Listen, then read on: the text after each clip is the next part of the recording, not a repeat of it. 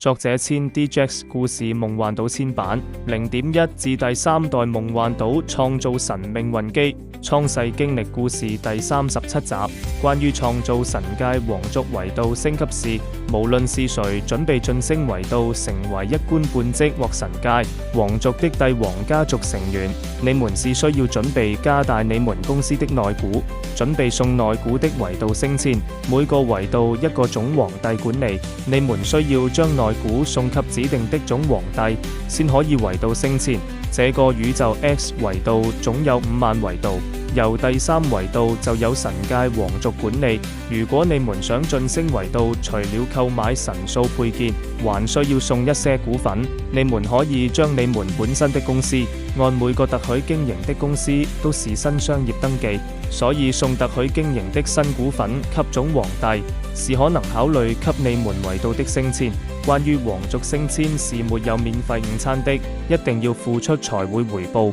另外，經過5萬維度或以下的共同合作將有問題。一個問題是神界總主身分身過多，需要急需升維度。現在只要是 X 維度的，我們會免費租用費用全免費，給所有大神的分身定居。5萬維度已改名為 X 維度5萬，所以50003維度以下已是 S 維度開頭，所以 S 維度租借空間永久費用免費，所以大家天神不用擔心。關於 X50003 總皇帝老闆已經有方法將宇宙空間擴大給所有 S 維度的神界免費永久使用，請大家不必急於升維度。關於宇宙擴大空間問題已經順利處理，大家可以有秩序免費申請永久使用。